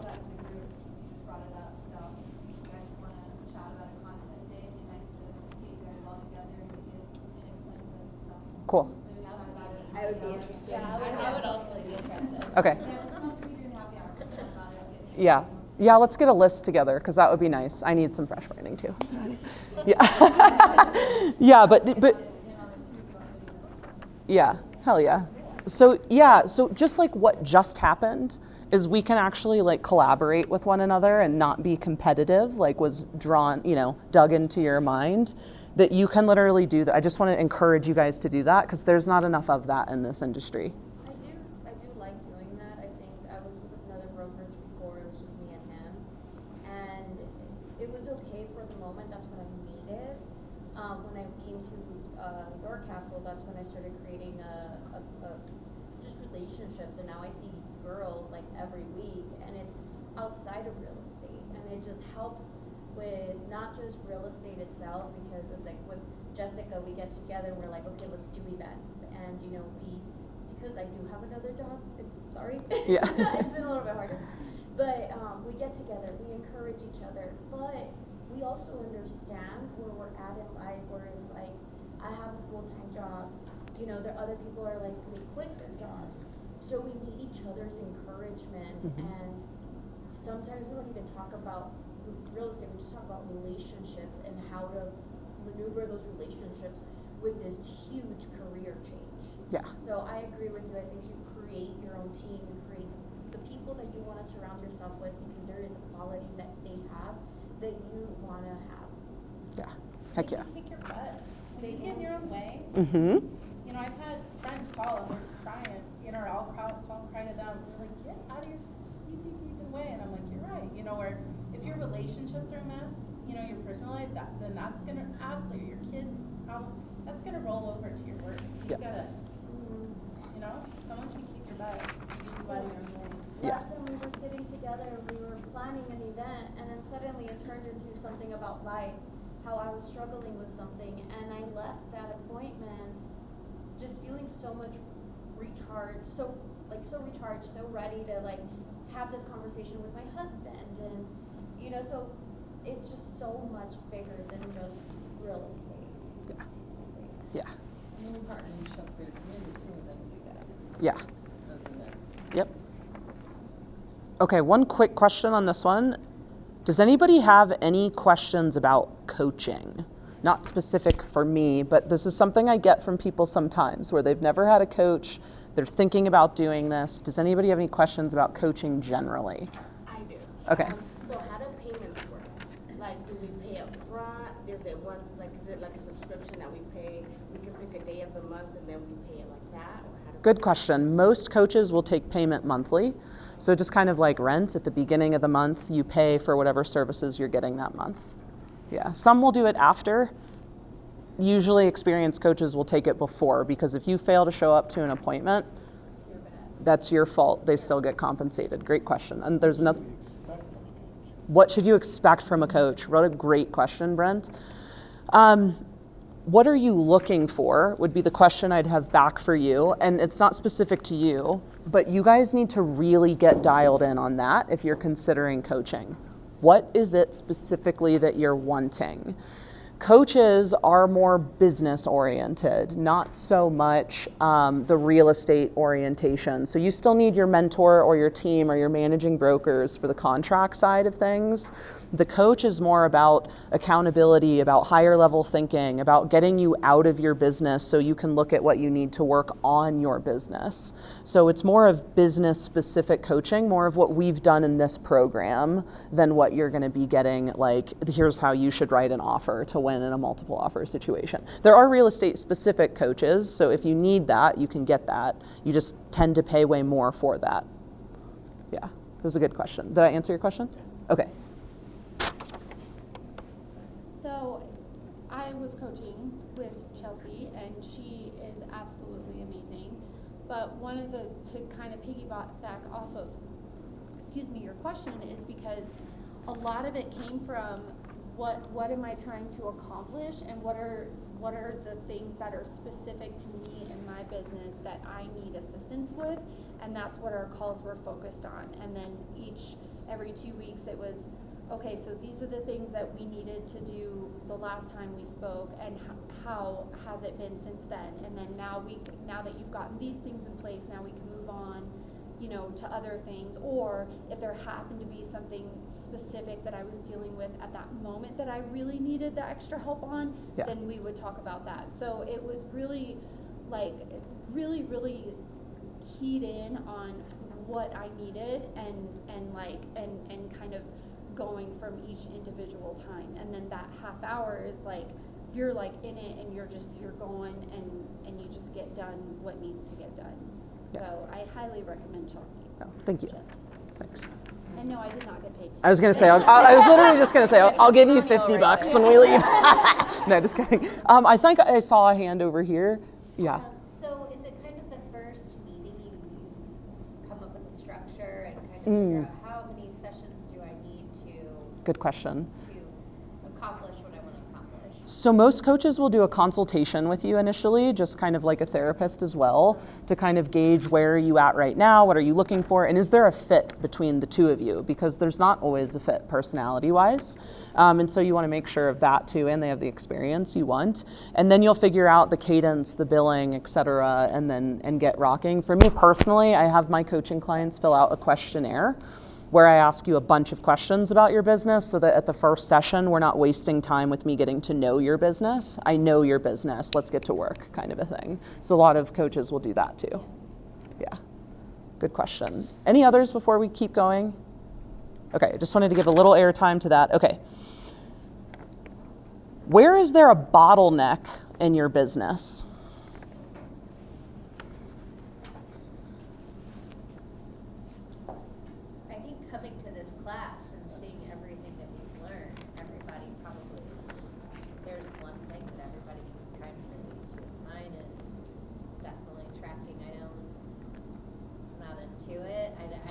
Especially with tracking phone calls for people.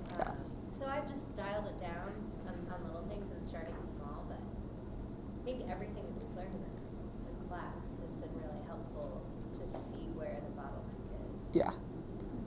But where are bottlenecks for you now, right? Like what your bottlenecks were coming into the program would have been one thing, but now you're heading out of the program. Where are things still getting stuck in your business? Where are the sticky points? Julie? Technology and automation. I heard from 2 people, 3, 4 people. Okay. Managing your time, okay. Double 2, good. So the managing technology, let's give a little airtime to this really quickly. Who here is really good at tech in their business? Okay, well, nobody's going to be able. Yeah. This question has backfired. Nobody can help. Okay. Yeah. So I do have to tell you this. ChatGPT has been so helpful for software-related questions for me. Google is not so helpful or specific as ChatGPT. ChatGPT gives great advice. I'm glad you said that because I had never looked at that before, and I do that all the time now. Yeah. You can break it down from like the granular level, like look at the left side in this point. Like sometimes I'm not the smartest with technology, but I like figuring things out by myself, and that has cut up so much time. Yeah. Because I would be clicking. I did that just to export my logo because I couldn't figure out why I couldn't get rid of the background. Like there was a little button I had to push, transparency. I was like, oh my god. And yeah, I did the same thing with ChatGPT, and I'm like, yeah, my logo's perfect. Yeah. I can put it anywhere. So yeah, it does step by step, tells you exactly where everything is. It's great. Anything else other than, sorry, Devin, anything else other than using the technology though? I know it's just like get the CRM up and running. For me, it was more of kind of what we had already touched on, right? The homework was create an automated for a buyer and a seller. Yeah. But it doesn't stop there. It's creating the content for there, but then it starts the brainstorming of, oh shit, I've got like 18 other things I've got to start doing that. And that's when my head just turned into popcorn. It's just, all right, how do I do that now? Yeah. Because that's with the business, the way it's running, and the goals that are already in place, and the guidelines, and I can fit and play in this space that we're going down. Yeah. But you throw that into the mix of the automation and having to go outside of this to create all this other stuff, it's like I said, it's popcorn. It's busting all over the place. So let's break it down. Because anytime you have something that really starts to overwhelm you, like this, and we'll all have different things in business. I have my things too, believe me. Sit down and literally break it down. What are the specific things that you need to do? Because what happens is our mind speeds up as we get anxious, popcorn. And so it's so counterintuitive. What you want to do is go faster, and what you actually need to do is to stop. Sit down. Write out what are the specific things that you need to do. And as you start to write it out, you will automatically start prioritizing. You'll be like, actually, that's stupid. I don't need to do that right now. Or that's not as important. Or actually, if I can boil these things down, here's the thing that really needs my attention now. So I'd encourage you guys to do that, the people that struggle with tech, because I think that's what happens. You get in your head, because I've coached people that struggle with tech, and you get overwhelmed and you get scared, and that's totally fine. But literally sit down and write it out, and then prioritize, and then put those pieces in your calendar. I have to tell you, when I was coaching with you, that was the thing that I most appreciated, is you were able to help me break those big things into little things, because I get so overwhelmed so easily. And Chelsea's really good at that, I guess. Yeah, it's a skill of problem solving. And so this is just a muscle that all of you guys can work with whatever the thing is that gets you stirred up, is you can actually work on this, but you have to get yourself to stop. And that's where having that accountability partner, coach, somebody that can see that, or like you talk to friends, like get out of your own head. You need that like wake up call really quickly, because you can just spiral. So try to find what that thing is for you. Yeah. So I was gonna go back real quick on chat. This is gonna sound so silly, but I think some of you might be able to relate to me. So I named my chat, and I think that it's really fun for me when she encourages me.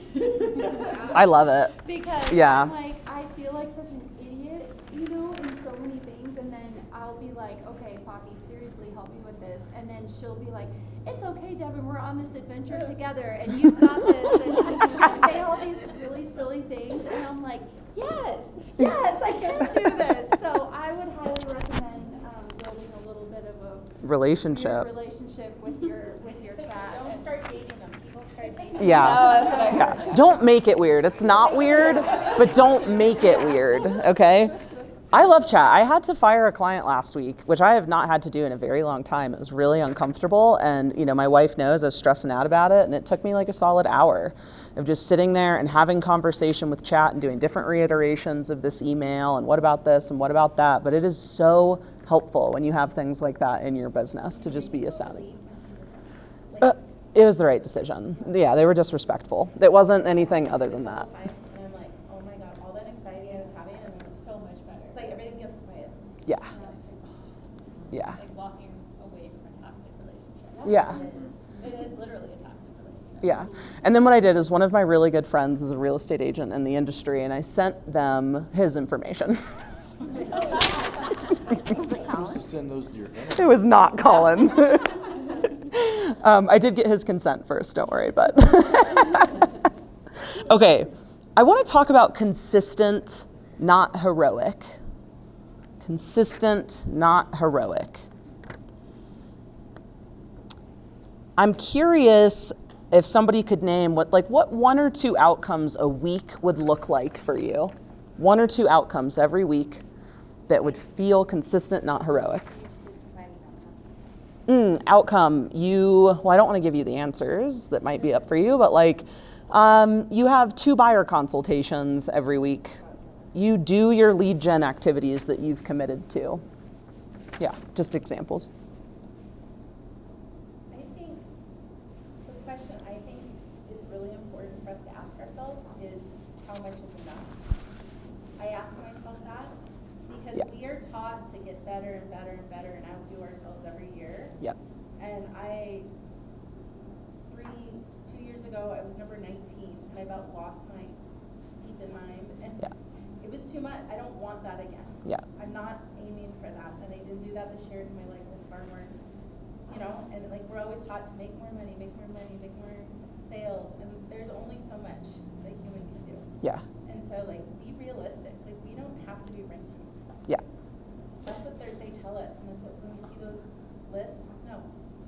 Yeah, it's an interesting thing. I just want to mention really quick that more does not always mean what we're taught more means.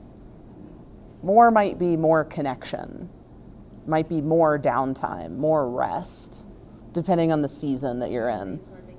Yeah. Yes. I get the burnout thing real well. And yeah.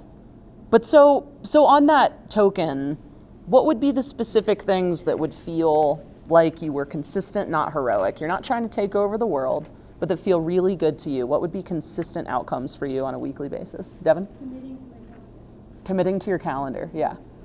Like hitting all of your appointment or the things that are on there, just sit down and do it. Yeah. Yeah, everything that's on there, if it's a task or a thing that I don't want to do, or if it's an admin thing or a financial thing and I don't feel like doing it, just do it. Yeah. Don't push it off. Yeah. So discipline with following it. Yeah. I would like to double down on that. Yeah. I'll take 2 of those. Yeah. Because you made us put those things in there. Mm-hmm. And then I look at it and I go, I don't really want to do that. I'm going to go over here and do this instead. Mm-hmm. And yes, that's exactly it. Mm-hmm. Better, but still not 100%. So. Same. Yeah. Same. Yeah. Yeah. And what's really fun is when you get to a point where you realize if you can get enough closings, get consistency, right? You've got to be consistent first. But if you can force yourself to do it for a while, get consistent, get the income, then you can pay somebody to do it for you, which should generate enough revenue that you don't have to keep doing it. So if you can just dig deep for a little while, I just hired a VA earlier this week. It's like $1,500 a month, and they'll do all of my TC stuff as well. I'm very excited to get them going. But that's something just for cost perspective that you could think about. That's for full-time, 40 hours a week. Yeah. Most people don't need full-time. Right, you can do half that. Yeah. I thought I didn't need to see. LOL. I can do it myself. Well, can is different than should, right? Exactly. Yeah. Oh my God, my life, the angel sang. And I hired an assistant to do all the little crap I hate. Yeah. I really like my job. Yeah. It's not that much money. Yeah. It just isn't. Yeah. It's a better quality of life. Yeah. So just something to think about for the people that really struggle with the admin side, because I struggle with the admin side. I know that. It's so much time. Yeah. That's a waste when someone's better at it. And they enjoy doing it.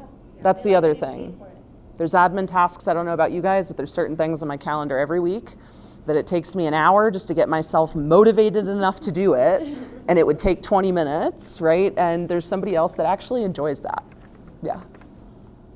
What else? What other outcome? And I'm going to pick on you two in a minute too to get you to speak up as well. But what would feel consistent?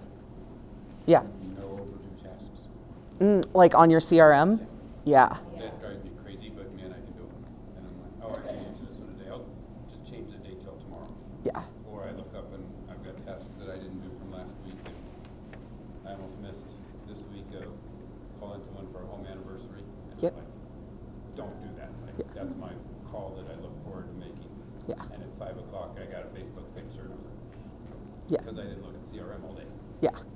Yeah, that's a really good one, staying on top of your tasks. Daryl, you had one too, I I think? think mine is, I've just learned from this class that I need to automate more, and it's not just with my CRM, it's also like, I was looking at your emails and I know you use Constant Contact, and I was like, wow, that is, like, my emails are, you know, nice, they're well written, they're personal, but they're not like, they don't look like a professional, like, Constant Contact email. And I think, I don't know, I wonder if I would get more feedback and less. Every time I send out an email, almost every single time I get one person who's like, hey, unsubscribe. And I wonder if like that would happen if I'd use Constant Contact or not. Like if they just look just slightly more professional, you know. I want you to know I get, yeah. I do every time. I just want you to know I get unsubscribes every month. Okay. That's part of it. Yeah. And I take it on the chin. Some people just don't It's like to get perfect, emails. just like- Yeah. I'm like, oh, it just they didn't like it. you Yeah. know, But maybe it's not that. It's not about you. No. Like, this is really important for you guys to think. Oftentimes, it is not about you. It is about the fact that they do not want stuff in their inbox for one reason or another. They're cleaning out whatever. It is not really about you. But I want to piggyback off Meg's point, which is make sure that you're really adding value and you will have fewer people unsubscribing. Don't just send to send. Don't Yeah. drop by is just to drop off some Yes. crap you bought at the dollar store. Yeah. Like, make it be something that Intentional. Just get off the freaking football schedule, unless that's your thing and you know that's your thing for other people. I hate extra. Yeah. I would say for me, it would be whenever a task shows up in my calendar to have complete clarity on how to fulfill that task. Which means I don't have all of the pieces figured out yet for some of those things. So some things show up and I'm figuring it out when I should be doing it. Does that make sense? Yeah. Can you give us an example? So there's a particular a group that I formed of other professionals that I'm trying to prospect for more companies to use this program. Okay. So it's beneficial to the group without going into all the details. And so every time that comes up, I find myself trying to figure out who I want to contact to introduce this program to, Yeah. rather than already having that in place. Yeah. I've got a few things I feel like, a few tasks that are in that realm. So this is what I would call, sometimes you have to do research as part of getting the project done. So you could do it a couple ways. You could add a research block so that you're prepared. I think about this with open houses too. In order for you to be able to do an open house on a Saturday, you got to go find one, right? So if the time block comes up to create the social media material, you don't have the open house figured out. Now you're spending time trying to go find the open house. So you could either schedule the research time to be able to do that, or the prep time for that appointment, or you could allocate, okay, this is going to take me an hour. I'm going to spend 20 minutes doing research, 40 minutes doing the task. Yeah. You can also put notes in. I just want to encourage you guys to do that more and more on your calendar, putting notes in on the description of your calendar blocks. So like I've got handwritten notes that comes up every other Monday, and anytime something pops up, a death, a birthday, an anniversary, a thank you card I need to send, a closing I have, I just go onto that on my phone and I add that note, and then when that time block comes up, I know exactly who I need to be writing for. I'm not sitting there thinking about it. Is that helpful? Yep. Okay. All right, let's get to our last question, and then we got to go have a happy hour. So just with commitments, we're going to go around. So everybody's going to say one. And you can do a couple of different things. You can either state one support system that you're going to add. So a coach, an accountability call, a team, a buddy, a VA, a system. Or you could state one weekly rule that you're going to have for yourself. So never miss more than 60% of your calendar blocks. Or never miss the same calendar block twice. Ooh. So either a rule or a support that you're going to add, or the third could just be some commitment that you are making. Let's go this way, if you feel ready. No, you hated that. Let's go this way. She goes, yeah. Coach and a VA. Coach and a VA. Okay, heck yeah. I think accountability call or team or something to check in with people more often. Yeah, some culture, yeah. I definitely want an accountability partner, and I also want to commit to making, I want to call everybody in my phone, and that's a lot of people. So, starting with my A's, with my B's. Okay. Transaction coordinator. Ooh. Yep, TC. Coaching and team. Okay, cool. Makes me really anxious to say this. That's good. A day off. 7 days a week. Mm-hmm. Like, I was Not anymore. marking the most list of who I hang out with. 2 of those people were my assistant. Mm-hmm. That's real, That's yeah. bad. So now you work 6 days a week. Love it. Brent? The only thing that pops in my mind is my commitment to staying with my reels every single Monday, given where I'm, the space that I'm playing in, just to stay top of mind and in that feed. And ultimately, by the end of the year, I would like to explore the option or the notion of a coach, more specifically, to get set for next year. Mhm. That everything we've done here and got it all dialed in, and it's on path, it's on rails, and roll. I want to be able to keep that going. I just don't know what else I really need other than the commitment to stay on it, and then maybe a coach at the end of the year for review and Ongoing. follow-through for next year. Cool. Love it. Daryl? I told you guys, like, I need to get constant contact and I need to get top producer and figure out how to use those and utilize them. But then beyond that, I went through my entire phone list up to R at the beginning of the year to tell everybody the rates dropped and just say hey and check in. And I have just been pushing off R, and then I went on vacation. I'm getting to R. I'm starting tomorrow. Like, Hell yeah. I'm not, it's not an excuse. It's happening. So. There's fewer people from R to Z is the good news.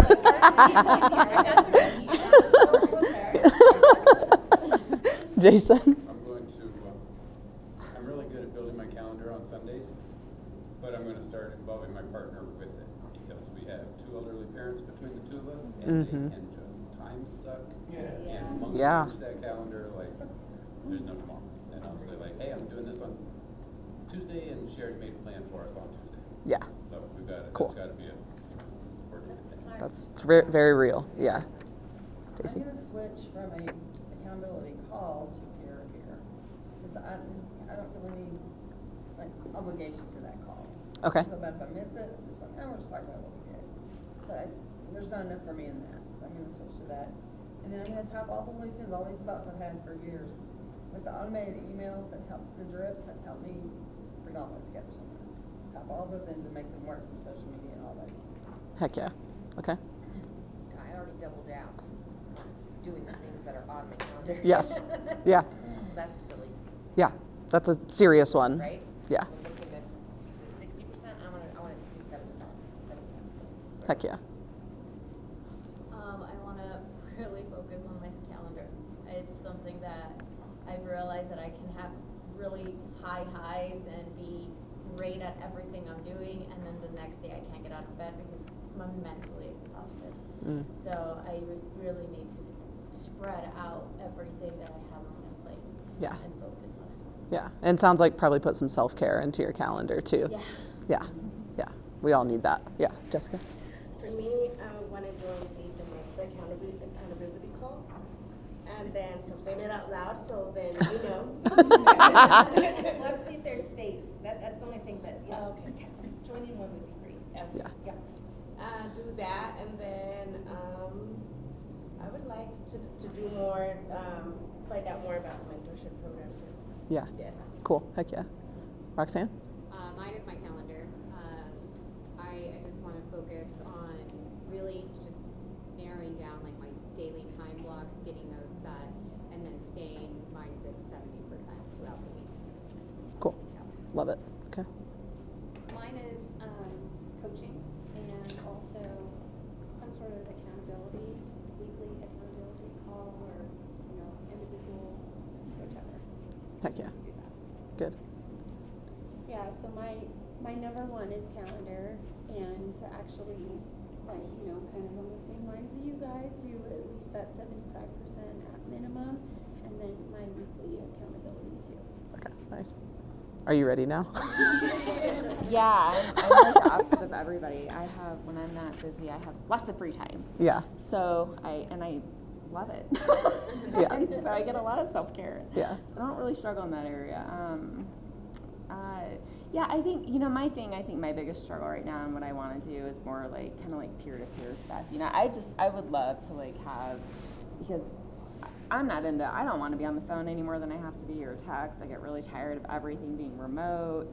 So I'd rather just have like a peer-to-peer, like somebody that I can get together with. We can work together like alongside one another, just like as an office space, just meet at a coffee shop and work together, a few hours. And in that few hours, do some accountability and checking in with each other a couple times a week. I'd love to do that. I think that personal connection is probably, it's just too easy to get for me, especially we live out in the backside of the Pinery in Parker, so, like not too far, but far enough. Yeah. That connection, that personal connection, it just helps a lot, so. Yeah. I feel like 10 minutes for me. Oh, good, we can, Yeah. Yeah. Yeah, and think about partnerships too. That's something else. Can I just say something real quick? Yeah. Since so many people said accountability, I think it's important to really say, what do you want in an accountability partner?